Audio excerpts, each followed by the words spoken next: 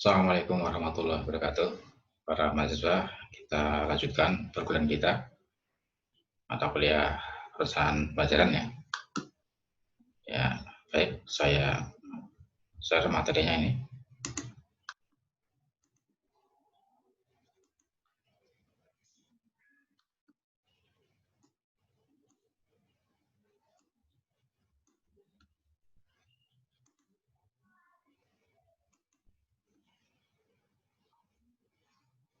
Nah, materi kita kali ini adalah tentang prinsip, komponen, dan langkah-langkah pembelajaran ya.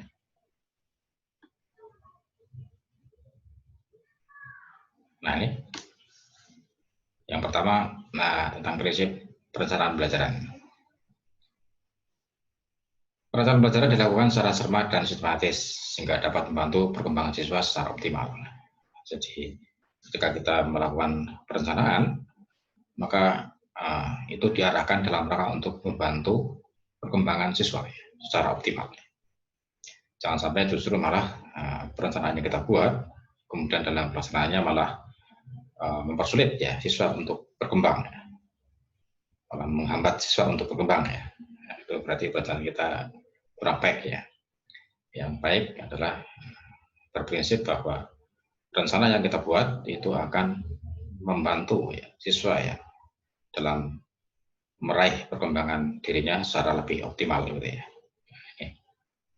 Sehingga untuk mencapai perkembangan siswa yang lebih optimal, maka prinsip yang kedua adalah kita mempertimbangkan berbagai aspek ya, seperti aspek teoretik ya, teori belajar, dan juga karakteristik siswa ya.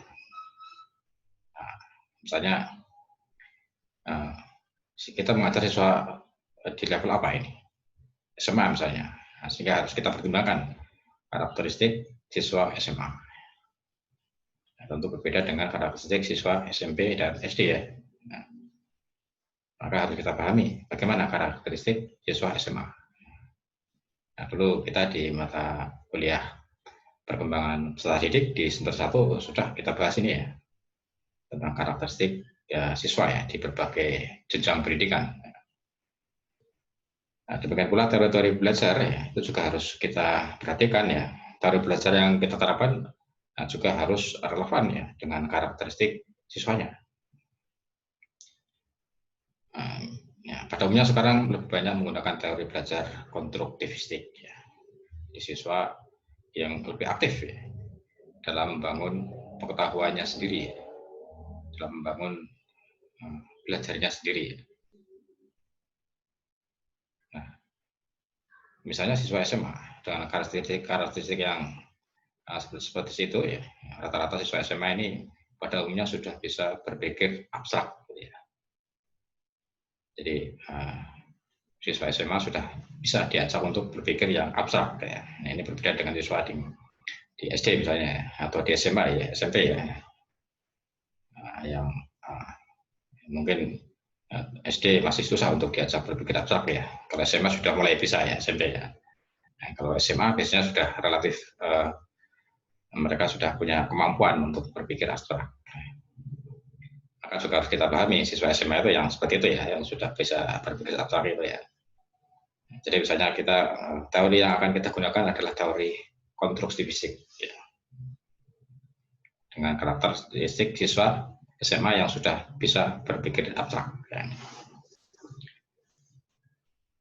Nah, contohnya bagaimana? Contohnya misalnya kita menerapkan teori belajar konstruktivistik ya. Jadi siswa aktif ya, membangun pengetahuan sendiri. Misalnya pada materi peristiwa seputar proklamasi misalnya ini. Nah, ini bisa kita gunakan ya teori ini ya, teori belajar konstruktivistik. Jadi siswa aktif sendiri ya, mencari ya berbagai peristiwa yang terkait dengan proklamasi. Kemudian kita bisa minta siswa untuk membaca sendiri, membaca secara mandiri atau secara berkelompok ya. Nah, silakan dipelajari ya, sambil diskusi ya, peristiwa-peristiwa seputar proklamasi. Dan setelah itu siswa diminta untuk mencari nilai-nilai apa yang bisa kita gali dari peristiwa seputar proklamasi. Nah, nilai-nilai kan abstrak ya. Nah, siswa SMA itu sudah bisa ini mencari, menggali nilai-nilai sendiri ya. Nah, itu misalnya. Prinsip ketiga adalah diarahkan untuk membantu belajar siswa secara individual. Jadi harus memperhatikan prinsip individual differences, perbedaan individual di kalangan siswa ya. Karena masing-masing siswa tentu punya karakter masing-masing ya, yang berbeda dengan siswa yang lain ya. Nah, sehingga mereka dengan perencanaan belajar yang kita susun nanti semuanya bisa terwadahi ya, atau bisa kita mudahkan dalam mengembangkan potensinya masing-masing ya dalam perkembangan siswa secara individual gitu ya. Jadi tidak ada siswa yang kemudian merasa tertinggal jauh dari yang lain gitu ya. Tapi semuanya bisa diperhatikan ya. Semuanya terbantu ya dengan perencanaan yang kita buat gitu. Tidak ada siswa yang merasa tercacar ya dengan perencanaan itu, kemudian wah malah banyak siswa yang mengalami hambatan, mengalami kendala untuk mengembangkan diri ya. Itu berarti perencanaan kita kurang baik ya. Nah, prinsip berikutnya adalah dikembangkan dengan pendekatan sistem. Nah, ini sistem jadi ada input, ada proses, ada outputnya ya. Inputnya siapa? Apa? Siswa termasuk input ya. Siswa, guru, media, sumber ya. Itu input. Itu semuanya harus kita perhatikan ya. Kemudian prosesnya, berarti proses pembelajarannya nanti ya, atau proses implementasi dari perencanaan itu, outputnya adalah hasilnya. Hasilnya apa yang kita harapkan ya, yang kita targetkan gitu ya. Jadi dalam rangka itu, dalam kerangka itu ya, perencanaan itu kita buat ya. Nah, kemudian mempertimbangkan pemanfaatan berbagai sumber dan alat bantu belajar ya ini. Sumbernya sebisa mungkin bervariasi ya sumber belajarnya ya. Tidak hanya dari buku, ya, bisa dari yang lain ya, dari sumber-sumber yang lain ya. Kemudian alat bantu belajarnya ya, atau medianya ya, itu juga diperhatikan ya. Apa yang kira-kira tepat media yang kita gunakan ya, alat bantu yang kita gunakan ya. Nanti bisa dipilih ya sesuai dengan kondisi ya. Nah, dulu ada di kita belajar pernah ya tentang bagaimana prinsip memilih media ya.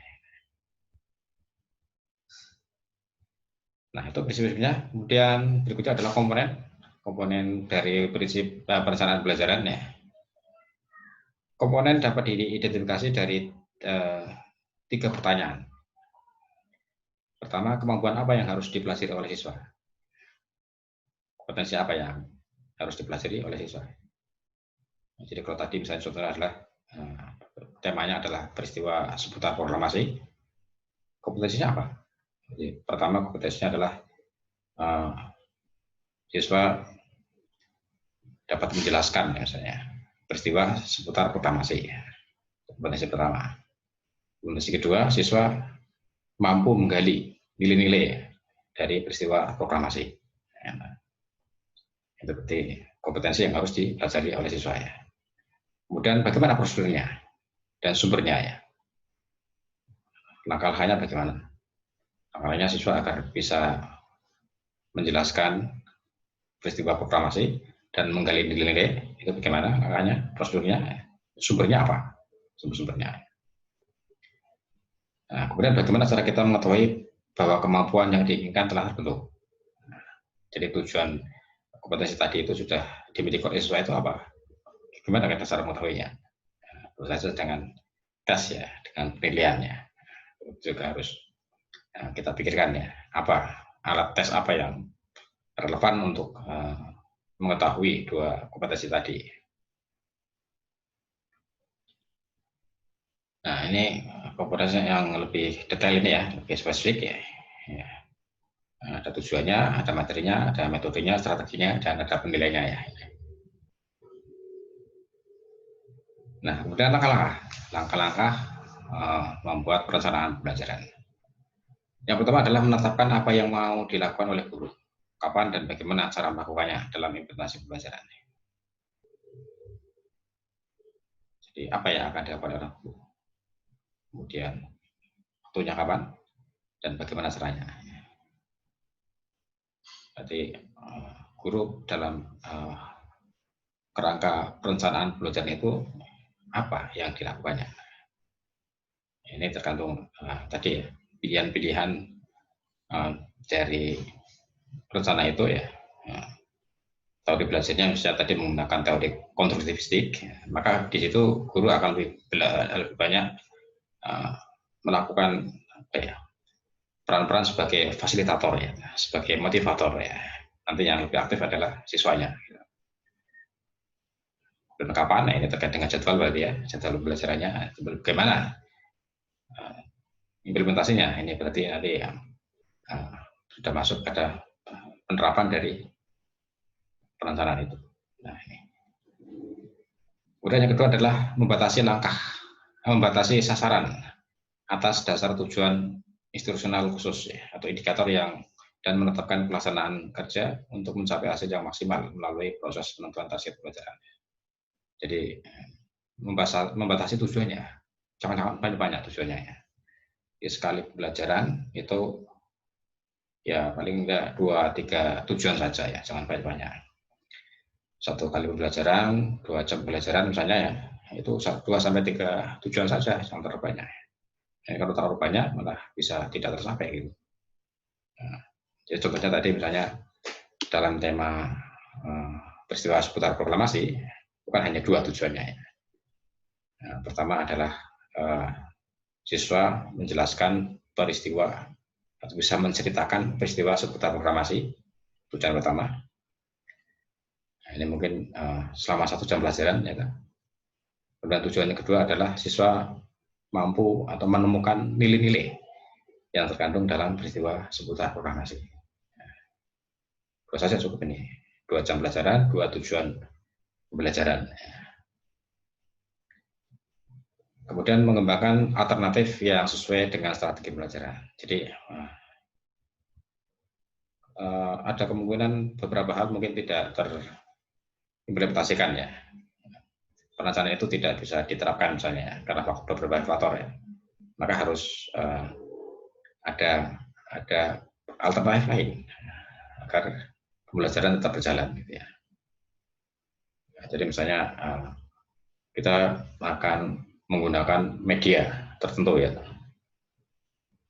Tapi ternyata ketika sampai di kelas medianya mengalami gangguan atau kendala ya, sehingga tidak bisa dipakai. Nah, maka gimana kalau media itu tidak dipakai? Apa alternatifnya? Nah, itu harus dipikir ya di sejak perencanaan, sehingga tidak terjadi begitu implementasi ternyata ada yang terkendala, kemudian pembelajaran jadi tidak berjalan. Nah, kemudian mengumpulkan dan menganalisis informasi yang penting ya untuk mendukung kegiatan pembelajaran. Jadi berbagai informasi rata-rata barangkali yang itu bisa mendukung pembelajaran itu bisa ditambahkan, ya, bisa digunakan ya untuk mendukung pembelajaran. Jadi misalnya peristiwa seputar proklamasi tadi ya. Nah, di samping informasi dari buku ya, mungkin ada informasi lain, sumber lain ya. Ada video mungkin ya, video yang sudah dibuat oleh orang lain ya, yang itu dipublikasikan untuk umum ya. Nah, itu bisa digunakan untuk mendukung pembelajaran. Kemudian mempersiapkan dan mengkomunikasikan rencana-rencana dan keputusan-keputusan yang berkaitan dengan pembelajaran kepada pihak yang berkepentingan. Nah, jadi setelah kita membuat rencana, maka kita komunikasikan rencana pembelajaran kita. Ini biasanya kalau di sekolah ya dengan kepala sekolah ya, atau kepala sekolah bagian kurikulum. Nah, ini loh Pak RPP saya untuk rencana pelaksanaan rencana pembelajaran saya seperti ini ya. Nanti Wakapur ataupun kepala sekolah akan menilai ya, akan mengesahkan gitu ya, sehingga dengan itu Anda sudah punya kekuatan legalitas ya untuk menerapkan perencanaan pembelajaran tersebut. Nah, perencanaan pembelajaran pada umumnya dibuat atas asumsi bahwa perencanaan yang baik akan membawa hasil yang baik pula. Jadi rencana yang baik akan berimplikasi pada hasil yang baik pula ya. Sebaliknya rencana yang kurang baik juga akan membawa dampak pada hasil yang kurang baik. Ini hubungan sebab akibat ya kira-kira begitu ya. Perencanaan dikembangkan sebagai salah satu usaha untuk memperbaiki pembelajaran. Sehingga perencanaan itu dari tahun ke tahun ya, dari semester ke semester itu bisa dilakukan adaptasi gitu ya, atau diupdate terus gitu ya. Sehingga misalnya semester ini kita sudah membuat perencanaan pembelajaran, sudah kita terapkan, kemudian kita melihat ya, kekurangannya di mana ya, kelemahannya di mana. Di semester berikutnya kita perbaiki ya kelemahan-kelemahan itu ya. Sehingga perencanaannya semakin baik, semakin baik, semakin baik ya. Sehingga pembelajaran juga semakin baik. Nah, itu kira-kira para mahasiswa ya topik perkuliahan kita hari ini ya. Nah, silakan bisa Anda diskusikan di antara mahasiswa atau bisa didiskusikan kita bersama gitu ya. Ya, baik. Terima kasih. Assalamualaikum warahmatullahi wabarakatuh.